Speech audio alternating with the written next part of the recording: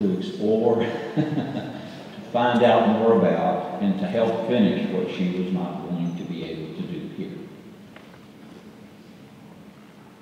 So we all got our instructions, and some of us will take them seriously, some of us won't, and that's fine. She also had some things that occurred to her during her life. I was lying in the Lisa position, as I called it, on the bed next to Jo. There was this one spot, and every time you went over there, Lisa was there, and if you could nudge her out of the way, you could sit and talk to Jo, because you were right there where her one good ear was. And when I say that, I'm being, facetious. She had no good ear. But at one point, everybody left the room, and Jo and I were there, and Jo looked at me, and she said, "I was really hurting the other night." She said, "I'm quite a coward. I don't want to be in pain." And I couldn't help but just be astonished. My sister, who fought with authority from the time she was this high, no lack of courage there. She got a horse from Lou, who was almost as stubborn as she was. And I mean, there was only about that much in between the measures. I used to have to go with her and ride Kate until some of Kate's energy had been dissipated. And then Jo would get on Kate and ride around this ring so scared that she could not breathe. And every time she would pass by, I would holler, "Breathe, Jo." And she would get one more breath, go around the ring again, and come back by, face red. She told me at one point during that time, that was the first time in her life she had ever had to do anything that required physical courage. She was deathly afraid of that horse for a long time, but she would not give up. And finally, 4 or 5 years at least, finally Kate realized that she had met more than her match and became a wonderful horse. But that's only because Jo had the courage to do that. Many of you have talked today about Jo's willingness to look unflinchingly at difficult or uncomfortable situations and poke them, as she put it, and see what came out. That took courage. And that's what I was thinking when Jo was laying there saying to me that she was a coward. I said, "You're a liar. You have more courage than anybody I know." And then she had the courage to do what I call a grand dive. She asked everybody to come, and everybody did. And it was the most amazing thing I think I've ever seen. It was absolutely wonderful. Now I want to take you back a little bit to my sister's childhood. A friend of ours was going on vacation. Our friend of the family. They had a pony. The pony's name was Davy Crockett. Don't know if there's any synchronicity there or not. That's the pony's name. And every day my dad would take my sister over, and they would get this pony, and Jo would ride the pony back over to our house on Oak Avenue. And she and the pony would spend the day together, and then in the evening they would go and take that pony back. And one day, riding to the house, my sister was coming down Peachtree, and the pony began to buck. Now she might have been 8 years old at the time. And the pony was rearing up and bucking and trying to get rid of my sister. And these two little boys standing there watching this spectacle, one of them says, "She rides better than Roy Rogers."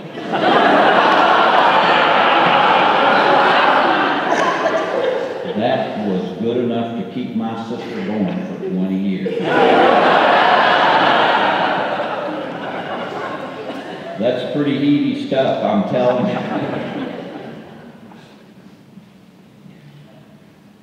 She had another experience like that when she was in college. She did some summer stock theater. One place she went was over in Burnsville. That was in probably the mid-60s. Burnsville might have had 4,000 people in it if they were busy. And she was in the theater over there. And she did something spectacular. She was Pappy Yokel in Little Average. And she was the toast of the town. Now, the toast of 4,000 people may not be much, but it was great stuff. She could not go anywhere in that area that people didn't talk about her performance and congratulate her and so on. That's pretty heady stuff, too.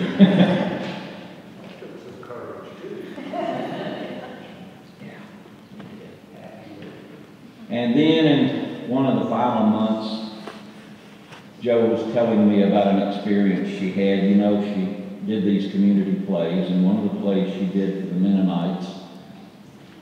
And for one of the performances, an old boyfriend came to town, Paul Bowen. Now, I never thought much about Paul's looks, but he's evidently a pretty handsome fellow. And when he dresses up, he must be something.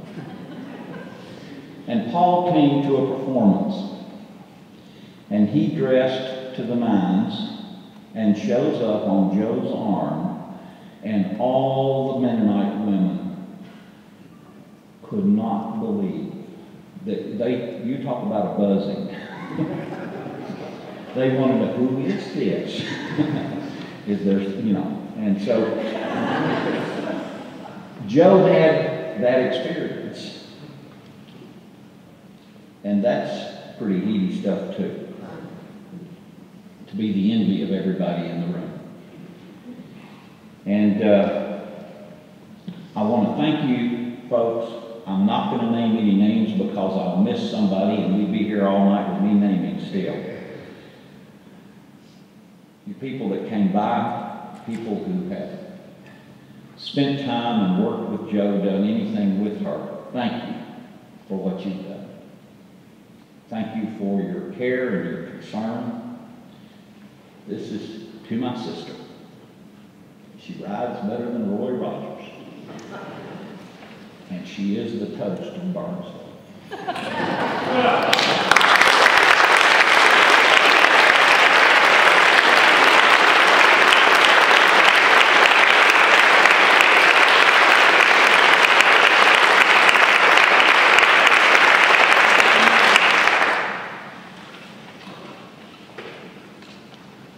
I never had the pleasure of collaborating directly with Jo Carson, and I didn't know her personally as well as a lot of you, but I was privileged to be, how shall I put this, exposed to Jo Carson. A few years ago, I brought my band, the Deluxe Vaudeville Orchestra, to play at the Down Home, thanks to Ed Snotterly. And Jo was in the audience. She was coming to the band. And I didn't know Jo all that well. You know, we'd been friends and casual talk.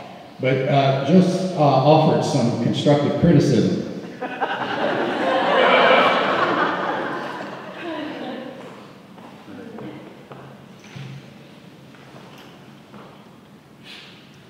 Now, I'm not the brightest bulb in the marquee, but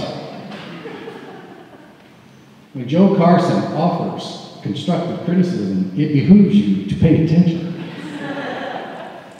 So I did.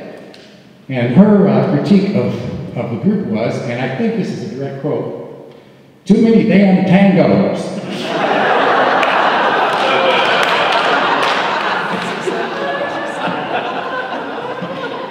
Some of you were in the room. You may have heard that. She was, of course, correct.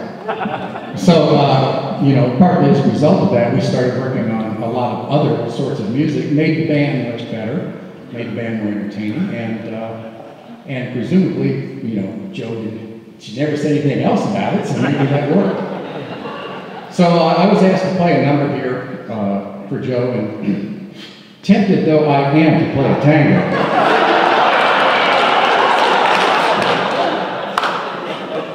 I think that this selection may be more appropriate to the moment. This is a piece by a South African composer named Tony Schilder, and it's called Lullaby. It's just a very nice piece of music, and not to be presumptuous, but I think it's the sort of music that's give a moment to contemplate your own thoughts about, Jo, maybe other folks that have passed on that meant something to you, maybe your own mortality, maybe the tango. But in any event, I would like to play this for Jo, and it's an honor to be here.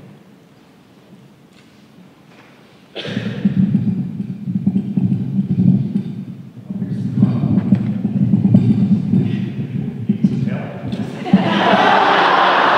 Yes, I do that. Let's see if I can find somebody. Yeah, Al and I just discovered they were both Navy guys. That probably explains why we can't do anything quite right.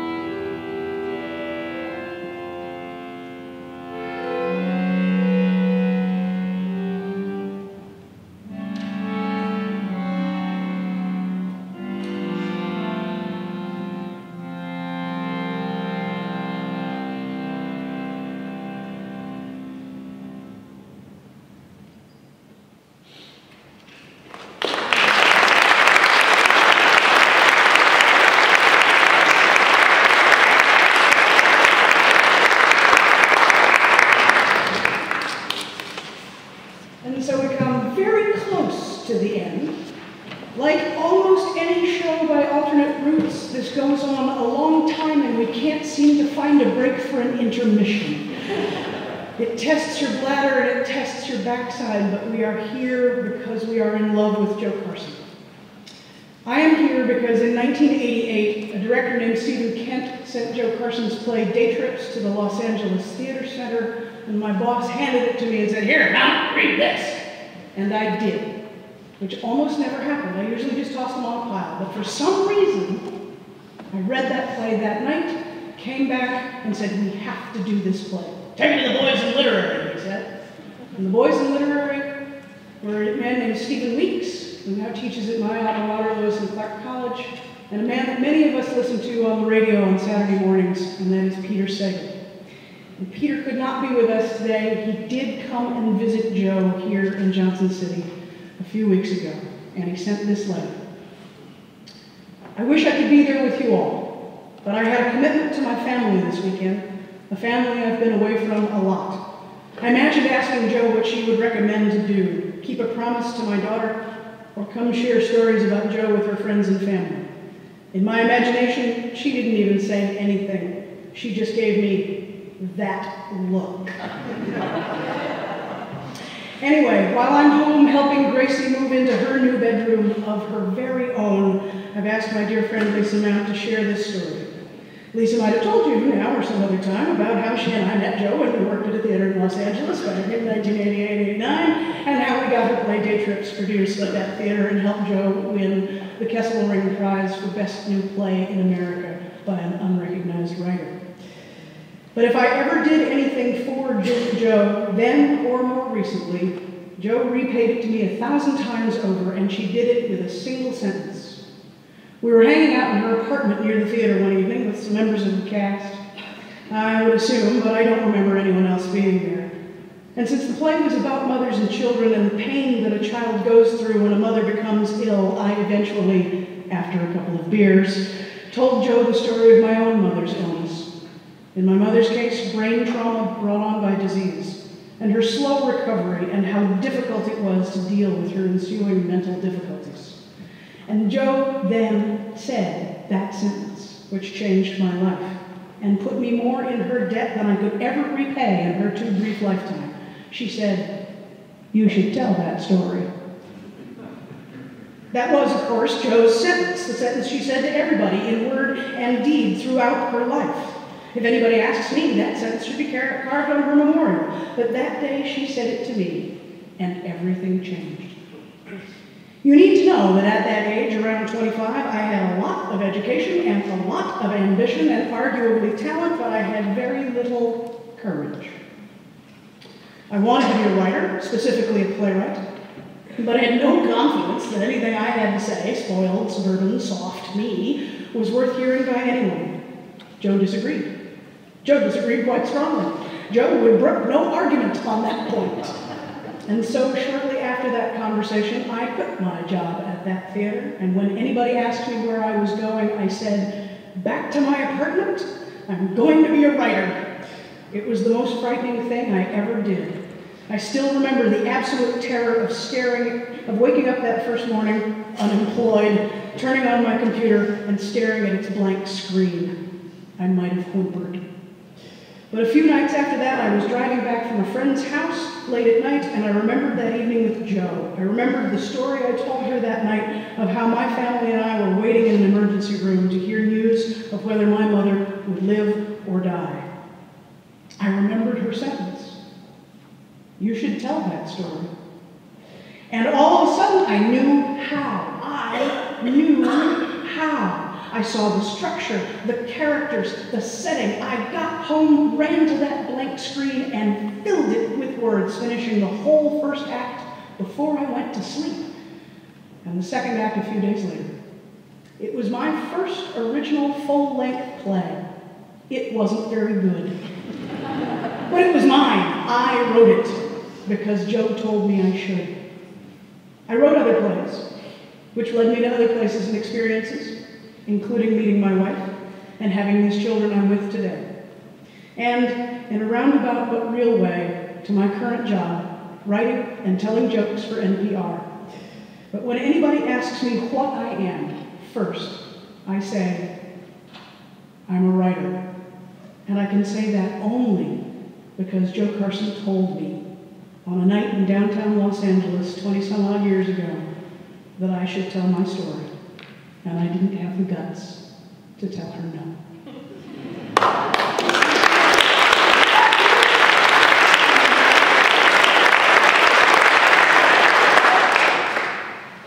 Nearly everything has been said that needs saying.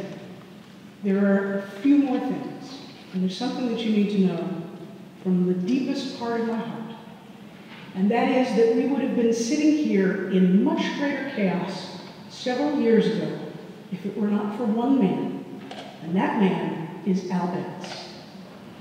Al Betts kept Jo Carson alive by holding her hand and loving her fiercely and bringing her back across the river Styx when she knew that her life was not finished yet, and that if she died at that moment, she would die incomplete. And I would ask of you in this moment that you give Al Betts the best standing ovation he has ever gotten in his entire life.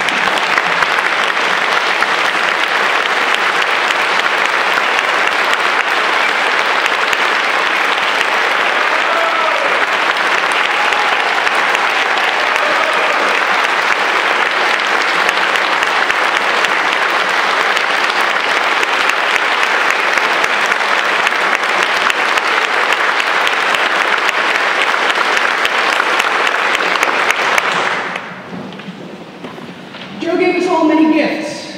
The gift of seeing, the gift of looking harder, the gift of telling our stories, the gift of writing them down, the gift of sharing them with one another. We are here because we love and loved Jo Carson, and we love one another because we love and loved Jo Carson. And the spirit of Jo goes with us. This is the joy of a writer. You can open the book at any moment. The funny little synchronicities will happen. One of the last things I did for Jo before I left 10 days ago and said my farewell was I painted her toenails. Last night, in a 3-hour layover in the Charlotte airport, and Kay and I had our toenails painted. And the nail tech, that's what they call them, said, oh, you need to know what the name of this color is in case you want it again. And the name of the color was Peruby Ruby.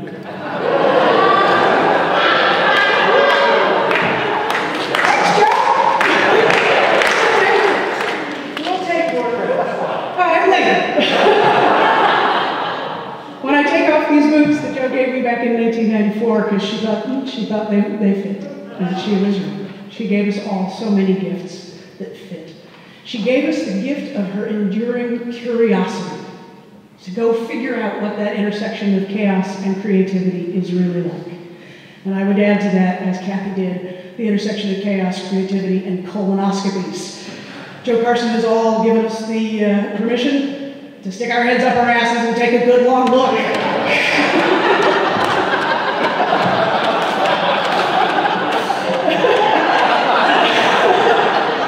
I think she would appreciate the profanity in the house of God.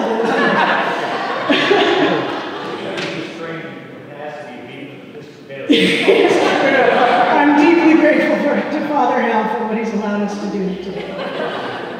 The last two things I have to say to you, and then we will sing, and then at last we will feast, is that Jo's description of alternate roots and who belong to alternate roots is the description of today and is the description of the rest of our lives.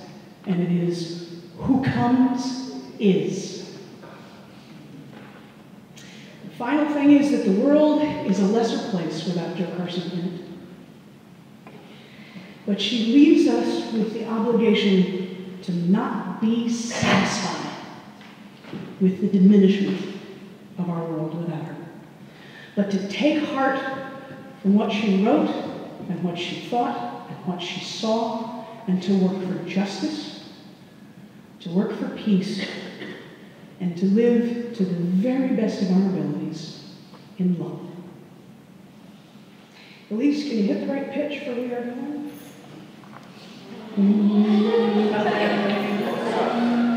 Out there. This last song that we will sing is in our program, and it is a song that we in Alternate Roots have sung for many, many years. It comes from South Africa. It is a marching song, but as Sally Rogers and Lauren Chapman and Al and Carlene and Connie and Sylvia and so many of us gathered around Joe's bed, we ended up singing it, and I realized this is how we leave this, with what we look forward to. So sing along with me if you know it. If you don't know it, we'll sing it 3 times through and you'll know it. We are going, heaven knows where we are going, but we know it, and we'll get there. Heaven knows how we will get there, but we know it. It will be hard, we know, and the road will be muddy and rough, but we'll get there. Heaven knows how we will get there, but we know we will.